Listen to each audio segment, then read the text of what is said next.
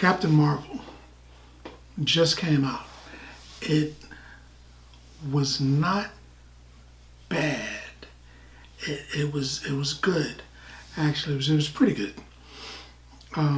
Captain Marvel stars Brie Larson, Samuel L. Jackson, a lot of talent in this movie.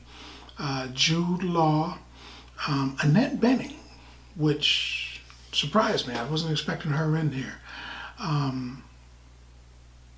A lot of pretty good actors. A lot of people from previous movies, characters from previous movies that showed up in this movie, because this is like a prequel movie. This movie takes place in the late 80s, early 90s. To start off with, let me say this. When the Marvel movies start off, they have the Marvel insignia, the words show up, and then they show flashes of all their, Avengers and other characters from their movies. This time around, it was exclusively Stan Lee, which is kind of cool. They need to give props to Stan, and then it says, "Thank you, Stan Lee," and that was kind of cool. That was classy. He actually even has a cameo in this one, which must have been, unfortunately pre-recorded.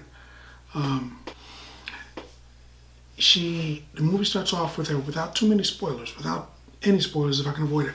The movie starts out with her being in space. She's with a group of aliens called the Kree, who are having a battle with another group of aliens called the Skrull. The Kree are an extremely military group. They're physically more powerful than humans, but not like a bunch of Supermen. They're just more powerful than humans are physically. And the Skrull are a group that can transform themselves to look like, pretty much anybody. Down to the molecular level, they can duplicate another individual. So these two fast groups are at war with each other. And she's kind of in the middle of it. She gets sent on a mission, sent to Earth, where she meets Samuel L. Jackson and warns him of an impending Skrull attack. He's skeptical, of course, but they do the traditional team up, and it becomes almost like a buddy cop movie. They're teamed up together to fight different people. I'm saying different people because there's a villain that you didn't know was a villain in the movie. Captain Marvel has a couple of pretty good fights, but not a lot. She's tremendously OP, overpowered. OP is a comic book term used to describe somebody that's got so much power that they can usually get out of any situation, like the Hulk or Superman. They just got so much power. It's just difficult to see somebody giving them a beating. And that's what this is. She is OP. She can do things in this movie, and you're gonna be like, "Hey, wow, ain't nobody else do that. Captain America couldn't do that." So she's pretty tough. The chemistry with her and Samuel L. Jackson is pretty good. They have a lot of witty banter back and forth. It's kind of funny. Something that got me was I thought one particular character was somebody, but after a few minutes of watching it, I heard them say this person's name, and I was like, oh, that's not who I thought. They're not saying Bruce Wayne. They're saying, Benny Wayne. And I'm like, well, they must be related. Now, as a comic book enthusiast, I've been reading comic books since before I could stand, really. And knowing, I mean, I know the names of the different people, their superhero names, the aliases, sideline characters in the comics, the whole shebang. When I heard this, I was like, oh, that's somebody else. So there's actually other people in this movie hidden in the fabric of the movie that are probably going to come out during the next Avengers movie, because I'm like, why would they put that person in the movie? It's like if they said, oh, look, it's Clark Kent. Who's he? Oh, nobody. Don't worry about it. We'll talk about him later.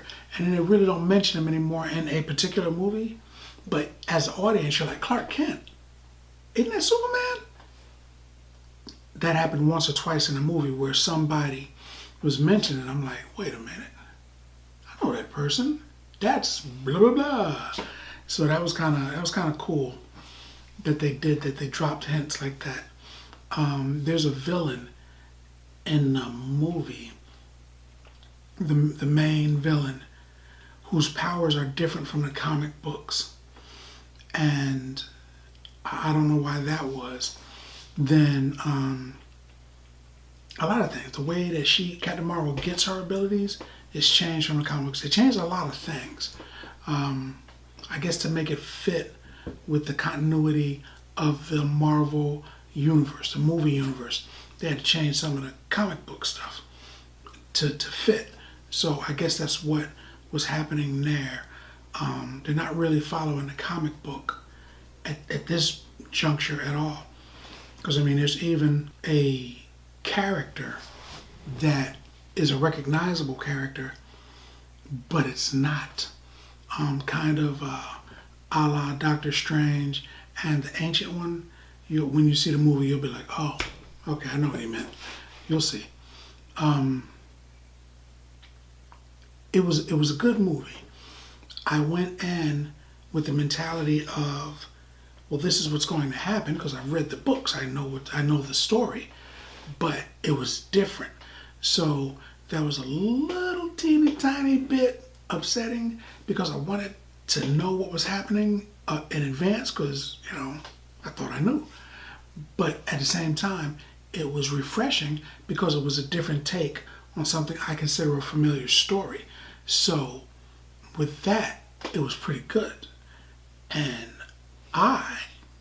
no spoilers, I am going to give this movie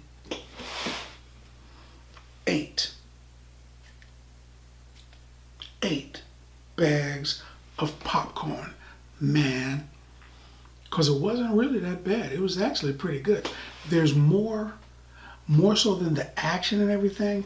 I liked the foreshadowing of things to come and how this happened and how, you see me scratching my eye, how this happened and why it happened, different things. So it was really interesting in that aspect. But that's what I think. What do you think? Have you seen it yet? What's your favorite Marvel female heroine? Maybe she hasn't shown up in a movie yet. Let's talk about it in the comments. And as always, if you like the video, if you like the content, subscribe. And then like. Popcorn passport. Get your popcorn passport.